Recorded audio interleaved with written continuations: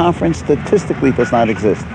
And it doesn't exist even more so because I don't have a brochure, right? A brochure would say, I exist.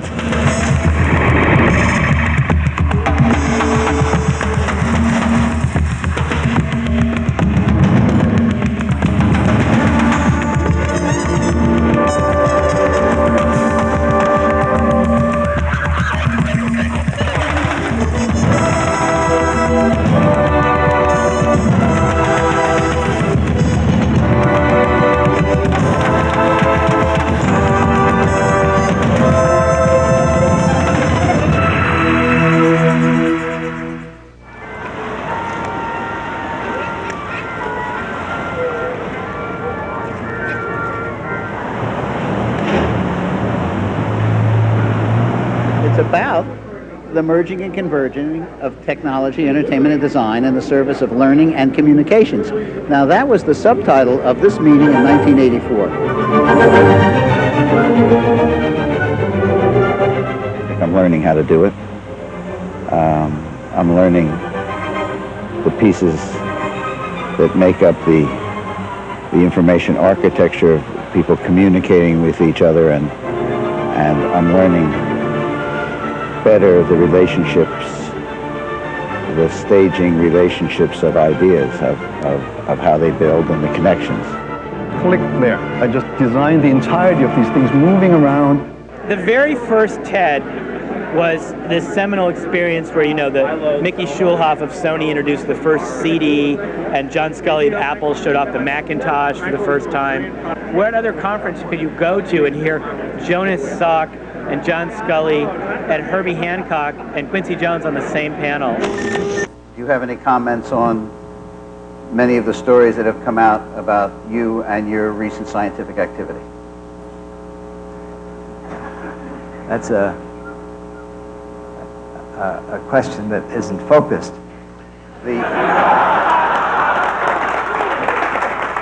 Well, I've known Richard Saul Wurman since the early days, back when he was an architect, and I guess I've been coming to TED conferences since the beginning in 1984. When he first began TED, now 13 years ago, none of us had any idea what he was talking about, because this was long before the word convergence had become the moniker for all of these industries coming together. And Richard had this idea that somehow industries that had never had anything to do with one another were going to bump into one another, so we better start getting to know each other early, because ultimately we're going to know each other anyway. And he turned out to be right.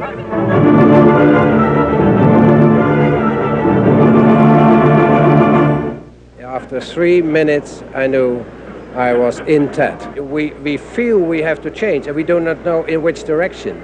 And in earlier days, you would be nervous from that. So where shall we go? I'm not nervous. I'm just looking and say, look around, and then you will see, you'll find your way. So it's the greatest time ever in my life is now, really.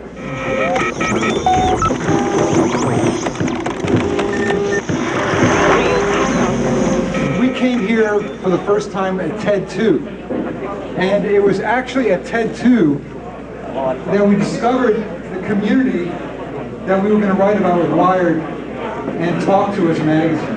It happened right here in Monterey at this event. So TED has been enormously important in the history of Wired, and I want to thank you, Richard, for putting on TED and for being part of our story. Oh Lord, come by here. Oh Lord, come by here. Oh Lord, come by here. The beauty of this conference is that it doesn't have a theme. It creates its own theme. And it's because people come together that have not only vision and ideas, but power to make things happen. And I just don't mean political power or money power, but the power and the energy to make things happen.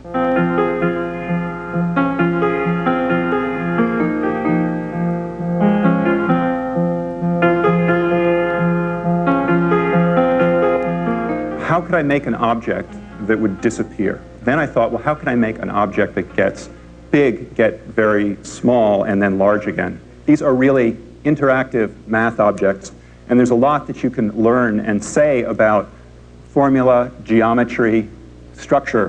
Richard Solwerman is probably one of the bravest people I know, because he's not ashamed of ignorance, and he is not afraid of public opinion. In most ways, I think. He's willing to stick his neck out if he doesn't understand about something. I think that's how the conference started.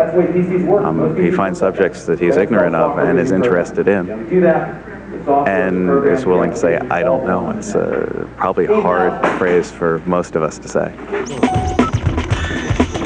He's a provocateur.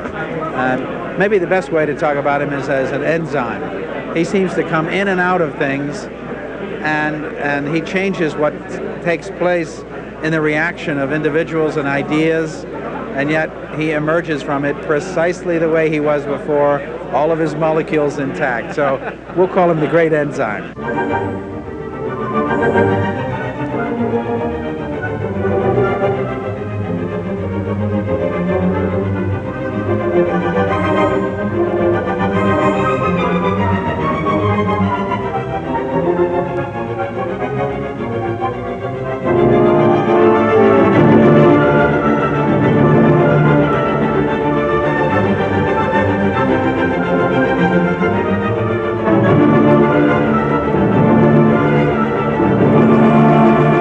There is a strange thing that goes on where people are asking me throughout the conference, well, are you happy? Is this going well? This is the best one you've done. And then they say complimentary things. I think it's not good that our society rewards, even in conversation, competence. People come here because they expect it to be an extraordinary conference. I mean, that is why they buy the ticket. That is what I'm supposed to deliver. And then there's this amazing rewards of accolades, hugs, and nice things said to me because I did a competent thing. All I'm doing is my job. My job is to deliver the best meeting that people have ever gone to. Good morning, ladies and gentlemen. Good morning. Do I have a name? Ricky. If it is the best that you've been able to do, then you should just say, okay, it's the best, and go on with life. If it isn't, you should really learn from the failures of those things. Now, if every single moment was a surprise and much better than I anticipated, then I could bask in some superior act, you know, and I would say, oh shit, I really did it. But no, I didn't really do it.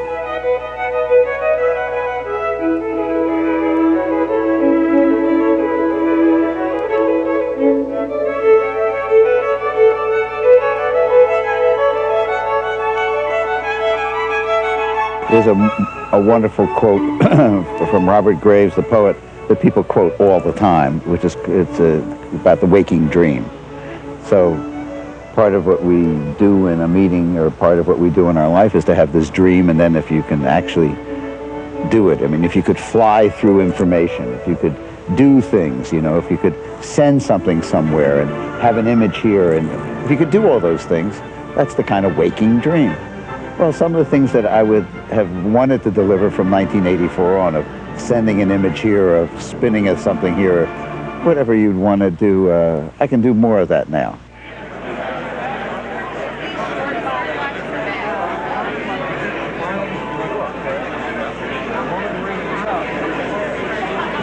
The whole pricing thing, and we shouldn't avoid. I mean, it's like it's a nasty subject. I shouldn't talk about how much does it cost.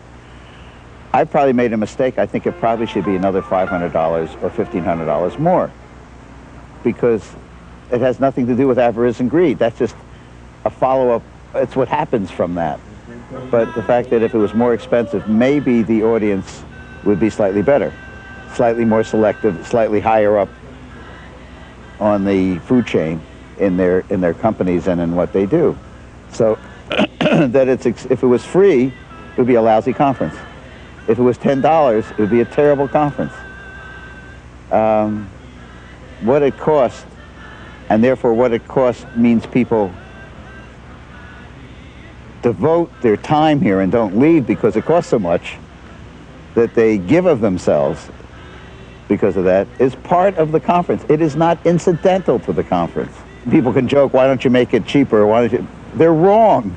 They're wrong. They don't understand how much that helps the quality of the meeting. I'm supposed to get good people. This is about a great audience. A great conference a great conference is not a great conference because it has great speakers. That is the misnomer. All you have to do is put great speakers on the stage. No, you need a great audience. So you need these combination of things. But by faith, I said, I believe him. And he came into my heart and changed my life.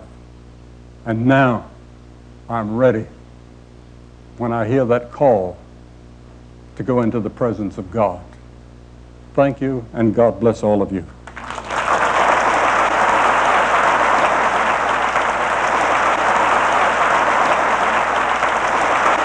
I found what was interesting to me was that which was interesting to me, and that I should embrace those things that give me joy. So this is, in that sense, the greatest indulgence scam that's been invented. I can surround myself and my life with things of interest. Now, if you combine that with the fact that I'm a person of limited intellect, limited social skills, and a sort of a schlepper from Philadelphia, if you put those things together, this is a wonderful invention. That I can have an extremely interesting life, get paid to do it, have fun, and in that sense have a life beyond my station, beyond my intellectual abilities, and beyond certainly my social skills, and that's what the conference is about. It's a blotter paper of that for over the years people have people have decided to trust that what interests me might interest them.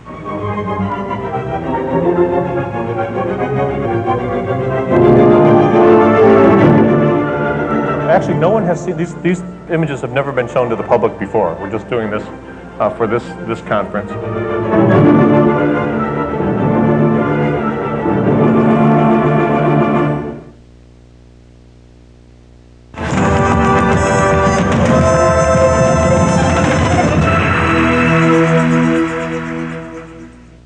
This is not a propeller head conference.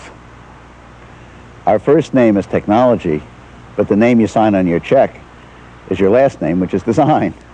And in between is this great hug of entertainment. That signal came down to Earth from an antenna about the size of my thumb, sitting on Mars, about like I am here, about this height actually above the surface of Mars, squirting 12 watts of energy, like half your nightlight, squirting out in a toroid to the Earth off on the side, 120 million miles away. We're trying this out because we're going to fly at the ballroom of the Waldorf next month. I would like to weigh in with a couple of ideas about doubts about what we're doing with technology. We caught up to a tornado, and it was just great. It was a large tornado. It was an F3, so a moderate tornado. You can see some of the damage it did. It lifted the asphalt off a highway when it crossed it. You can see it basically pretzelized a car. Somebody asked me if I was going to tell this story. I don't really think I have time, so I'm going to do what you call a treatment in Hollywood. And this one goes something like 14 billion years ago, darkness, nothing. We live in a time when there's the cult of personality. And it's too easy to say this is my conference. It's too easy to say, well, this is Werman's party. The fact is, although I initiate action, there's so many things, such a high percentage of things that occur here that are enormously generous and creative acts of other people. Mark Kwame calling me on the phone a month ago and saying, would you like to have Billy Graham? Or Cheryl Shade saying, I can get you some athletes. There's one athlete that's gotten more Olympic awards than ever before and sends me a bunch of the athletes that she has, and then I see this one, and I say, no, I think I'd like to have Amy Mullins. I think that's who I want. And then it happens. Well, for those of you who hadn't seen the picture in the bio, I might have given it away. I'm a double amputee. I was born without fibulas in both legs. I was amputated at age 1, and I've been running like hell ever since, all over the place. These are my cosmetic legs, actually. And they're absolutely beautiful. You have to come up and see them. They have hair follicles on them, and I can paint my toenails, and like, seriously, I can wear heels. Like, women, you guys don't understand what that's like to be able to just go into a shoe store and buy whatever you want. You get to pick your height? I got to pick my height, exactly. And these are my sprinting legs, made of carbon graphite. So I run on these, and have shocked half the world on these.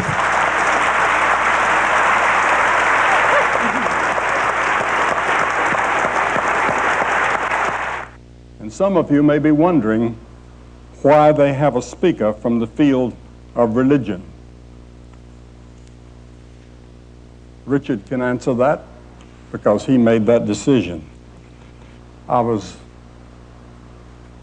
on an airplane in the East some years ago, and the man sitting across the aisle from me was the mayor of Charlotte, North Carolina. His name was John Belk. Some of you would probably know him. And there was a drunk man on there. And he got up out of his seat 2 or 3 times, and he was making everybody upset by what he was trying to do, and he was slapping the stewardess and pinching her as she went by. And everybody was upset with him. And finally, John Belk said, "Do you know who's sitting here?" And the man said, "No, who?" He said, "It's Billy Graham, the preacher." He said, "You don't say." And he turned to me and he said, "Put her there." He said, "Your sermons have certainly helped me."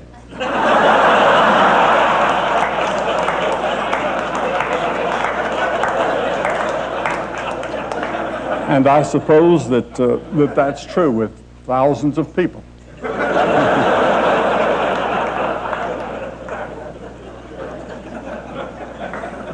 I know that as you have been peering into the future, and as we've heard some of it here tonight,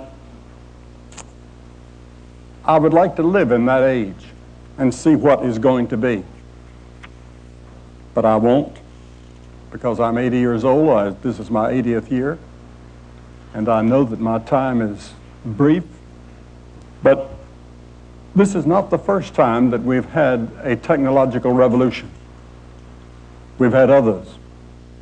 The introduction of iron in some ways had an impact, a little bit like the microchip has had on our generation.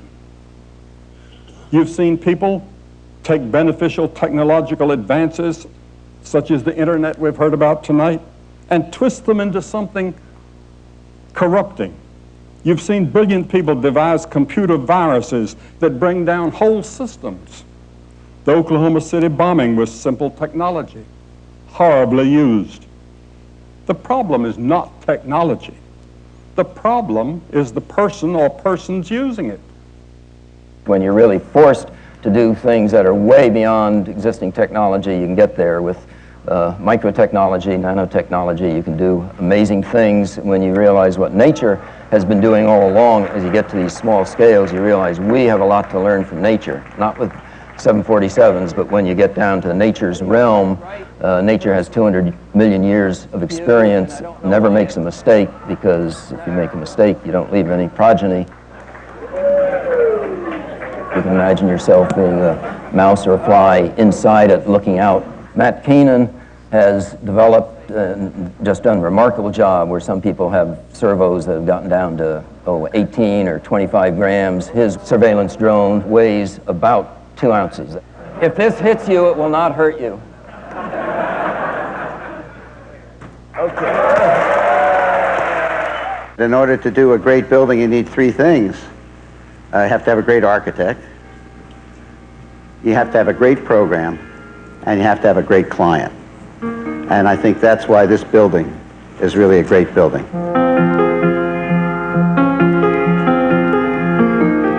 I work in several scales at once because I focus on the final building. That's hard to do. You get enamored with the product, you get enamored with the models, with the images, and they're nothing. They're just part of the process. If you want the image that you had in your head to come through to the end, you have to develop a process that focuses on the end and not get derailed by stuff along the way that looks pretty. The steel fabricators, 6 of them, bid through the computer documentation, came in 18% under budget, and there were 6 of them. They were within a point of each other. So we were able, with this technology, to absolutely define so that there was no risk taken by the contractor. Part of the building is on the river, so it looks like a boat, and part of the building is rectilinear and to the city, 19th century city. My fantasy is as you enter, there's a glass pavilion, that there would be a picture or a holograph of Frank Lloyd Wright looking down, disgusted at all of us. I only have 15 minutes, so I gotta hurry up real quick. What should I say? Great minds think alone. Okay, can you do this? I got all the hurry up, I got too much to show. Now, I showed you this thing called Bryce several times before, and I just want to show you an update. I'm trying to show you something here about what today can be done, where we're going to go, the challenges we had in designing something, for instance. This is about design as well. This is all rendered 100% in this little itty-bitty program for a couple $100.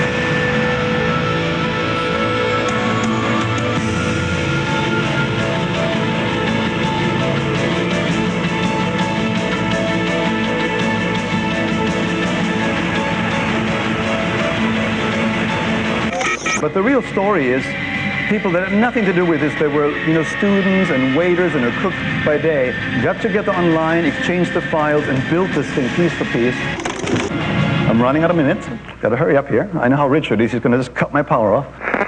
And I will now go in and just simply wiggle this thing. Watch this. This is a dream come true to do that in real time. There's nothing frame animation. I'm painting right inside this. Life is good. Technology is wonderful. Thank you, Richard. Bye-bye.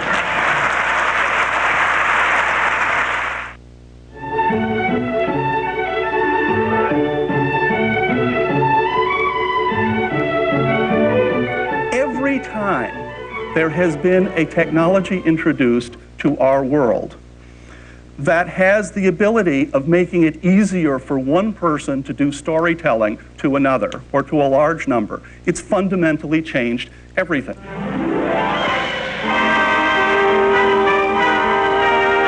Traditionally, the entertainment industry has been terrible about thinking about what's next.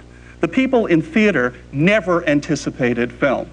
The people in film, the pioneers, never thought sound was important. The famous Jack Warner quote, "Why would you ever want to hear an actor talk?"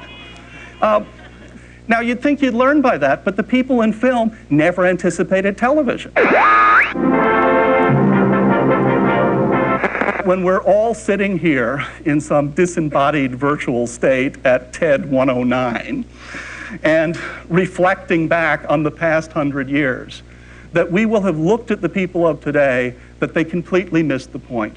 That in fact, we are not entering into the information age, because information as an abstraction is boring. But what we're really doing is entering into the storytelling age. And I thank you for listening. I'm going to ask you to stand up for this guy. That was fantastic. I don't do that. But it should be from you, but that was really a good speech. There's a story in the sea, in the waters of the sea, in the sediments and the rocks of the sea floor. It's an incredible story. Marcel Proust said, the true voyage of discovery is not so much in seeking new landscapes as in having new eyes. And Bill's cameras and the submarine and other people that have partnered with us have given us new eyes, not only on what exists, the new landscapes at the bottom of the sea, but also about how we think about life on the planet itself. These images have never been shown to the public before. We're just doing this for this conference. 2 octopods at about 2 miles depth. This pressure thing really amazes me. That these animals can exist there in a depth with pressure enough to crush the Titanic like an empty Pepsi can. What we see when we look back in time in those sediments and rocks is a record of Earth history. Everything on this planet, everything works by cycles and rhythms. The continents move apart, they come back together, oceans come and go, mountains come and go, glaciers come and go, El Nino comes and goes. It's not a disaster, it's rhythmic. What we're learning now, it's almost like a symphony. It's just like music. It really is just like music. And what we're learning now is that you can't listen to a 5 billion year long symphony, get to today and say, stop, we want tomorrow's note to be the same as it was today. It's absurd. It's just absurd. So what we've got to learn now is to find out where this planet's going at all these different scales and work with it, learn to manage it. The concept of preservation is futile. Conservation's tougher, but we can probably get there. Thank you very much. Thank you. This is something I composed for TED, and it's called The Future A to Z. A is for algae, we'll drink it in toddies. B is for biotech, resculpting our bodies. C is for cloning, which has everyone troubled. D is for Dolly, the sheep that we doubled. E is for energy, the last gasp of fossil. F is for fusion, will it find an apostle? S is for silicon, sand turned to magic. T is for technology, godsend or tragic. W is water, getting less and less drinkable. X is the unknown, our fate, the unthinkable. U is for uranium, can we last its arrival? V is for vision, the key to survival. Y is the question and we're the reply. Z is ground zero, where the world comes to die. But unless we learn from this simply styled primer that the candle we hold need not grow any dimmer, for A is for angels that guide us each minute. Z is for Zen that our souls hold within it. We can rewrite this alphabet letter by letter, and in so doing, our future gets better and better.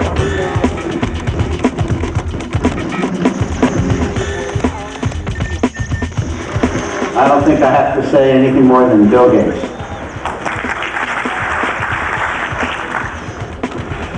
Well, I had no idea how profound this conference would be.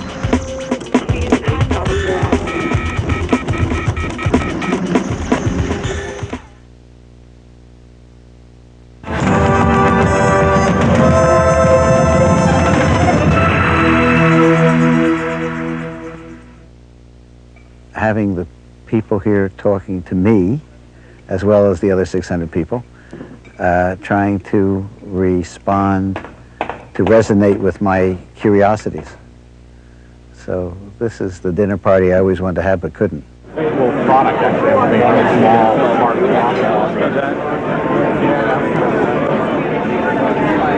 I'm going to use my few minutes this time, and as the newcomers should be told, because you probably don't know it, Ricky and I are the only two people who have been to all the TED conferences and spoken at all of them. So I guess I'm a fixture. No little tricks this time, Ricky. But isn't it a relief to not hear him tell you about this being the party he always wanted to have? Okay? People have just paid too much too long to believe that party. Okay?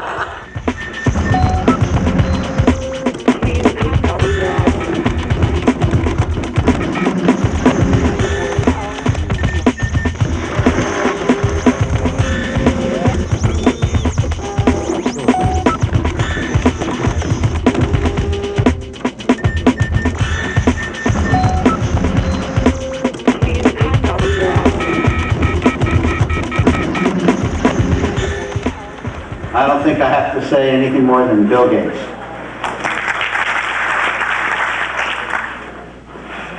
Well, I had no idea how profound this conference would be. Certainly when I dropped out of school, even though I said something very grand about computer on every desk and in every home, really what was fun about dropping out of school, which I liked school. It was they fed you every day. There were smart people there. The thing that made going out and doing the company more fun is we were creating this device, and we set it up so that we could write lots of software. We wouldn't have to go in at night to use it. And sometimes they work, and sometimes they don't. Everybody sounded like they were speaking in tongues. They said words like ram and rom and overlapping windows and worms and mouse. And some of these are words I can relate to because in our world, one of the first, number one songwriters in the business, Rod Temperton, who wrote Thriller, we nicknamed him Worms.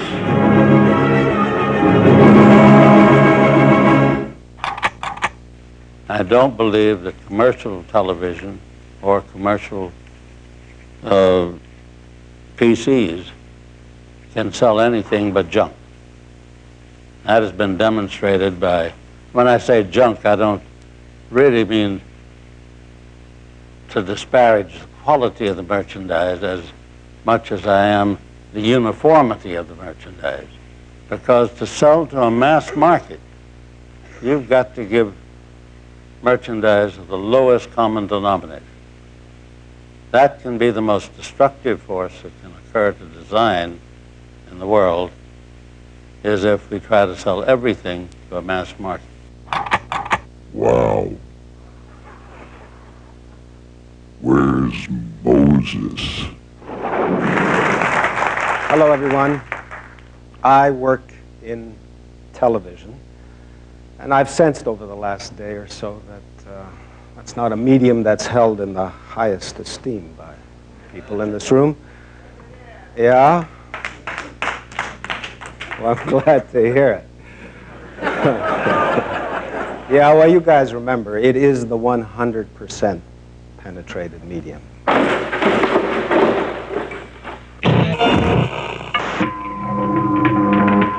Richard, he is so aware, he reads so much, he watches so much, he has so many contacts in so many places.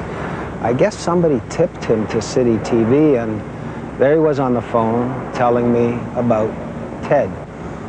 The unique thing about TED was the combination of elements in it. Of course, I'd been to many conferences. They were frequently, in fact, almost all the time, uniquely focused on a single subject. It was then, it remains now, the very best conference I've ever attended. I think most people who go feel that.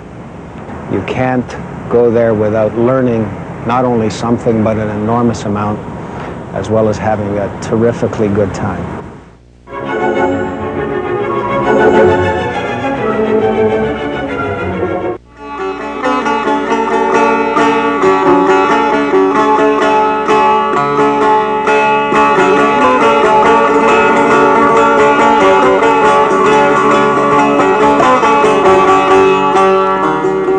One of the most important things is the demonstration of cooperation between Americans, Nepalis, Sherpas, technologists, physicians.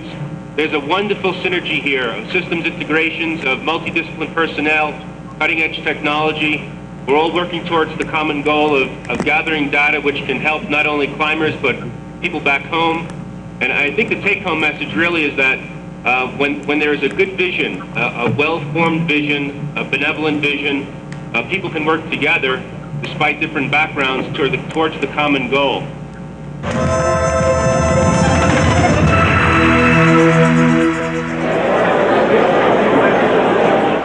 I really am interested in failure. I'm interested in what doesn't work, and I'm interested to try to figure out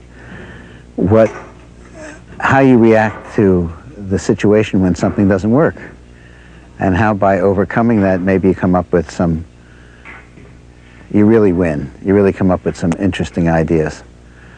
So I decided that I would do a meeting in a place that I was scared to do a meeting, which was New York. Those of us in the business are pretty much obsessed with learning and how people gather information, how they process it, and how they act upon it. How does people come to understand something in 30 seconds? If you think of the advertising industry as a lab, last year we spent $66 billion just to run tests on the media. Maybe they're friendly. Put it in perspective, the entire operating budget for MIT last year was about $1 billion.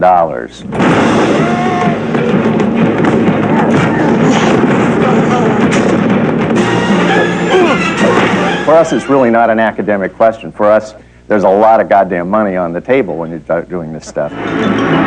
Maybe I can use thought to stir up trouble. Maybe I can take an issue and make it so overheated, so emotional, make this thought so confrontational that you have to deal with it. Real learning sort of attacks what it is you think you believe and makes you think about it in a different way, and that's when learning takes place.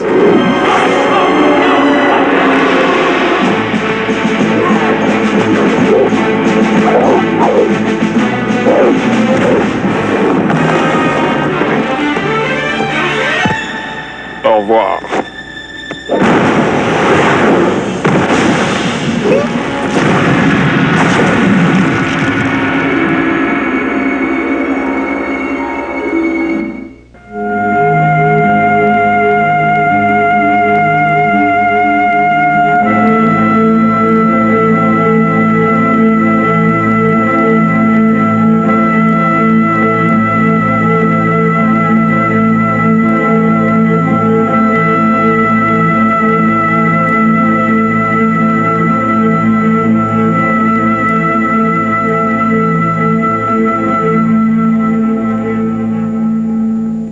I don't know what went through your heads when you were watching that, but I had all kinds of thoughts of whether something was wrong with the kids or what was happening there.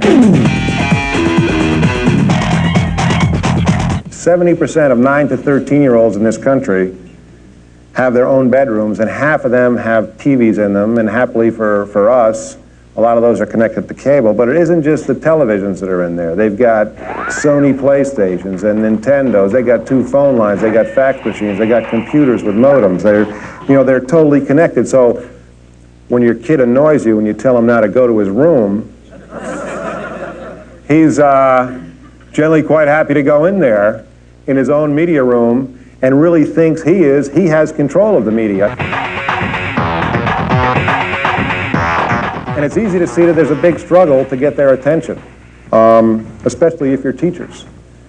A lot of them would say, in their view, that television and movies and video games are in a war with teaching, and that the teachers feel they are losing this war. I'd like to look at something that I have found missing in the last few days, and I'm talking about nuance. I'm talking about content. I'm talking about reflection, real reflection, deep thinking, less stimuli.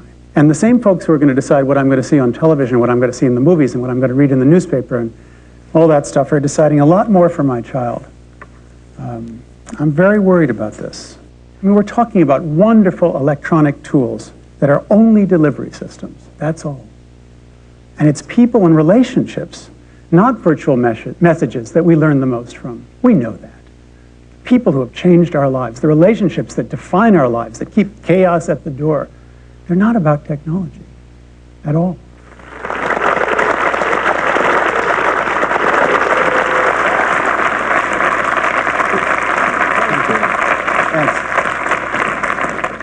When people give you a standing ovation, you stand and wait. I mean, there's just some things you should do. And I have to teach you these things every time. You do. Okay. Thank you. Bye. Thank you. Thank you, Ken. It's the Richard Salwerman Tamagotchi. Now, button number 1 is the feed him button. And number 4 is give him lots of attention. Every 10 minutes you have to do it or he'll die.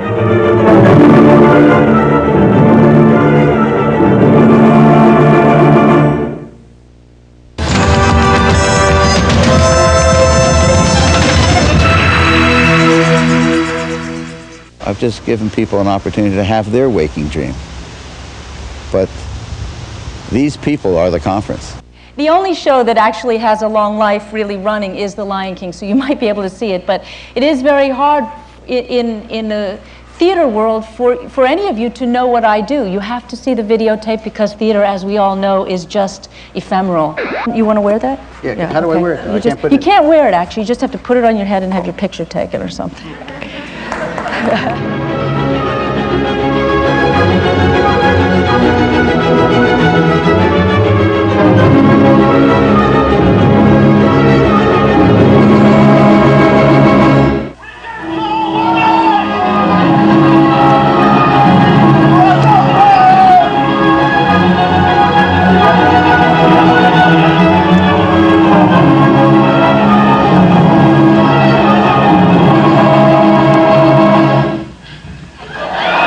so let's look at TED conference pricing.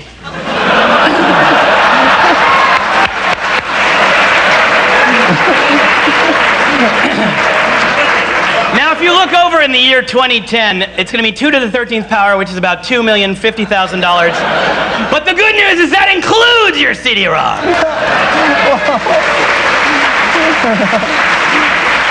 The big toy coming up this Christmas is Godzilla. But there's going to be another toy that's going to be very, very popular. It's the Richard Saul Wurman Tamagotchi.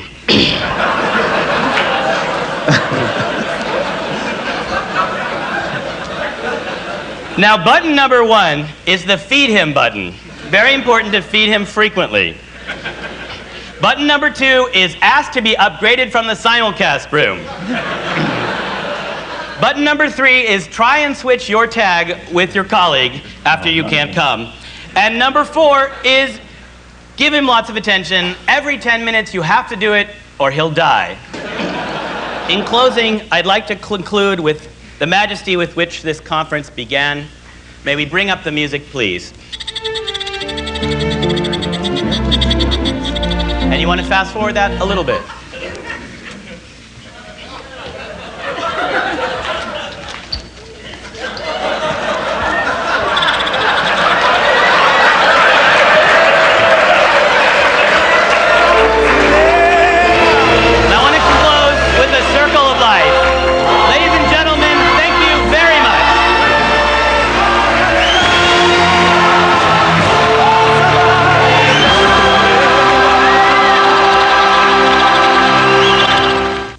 Learning is remembering what you're interested in. Our memory started with songs that had stories. I could go on and on, but that's it.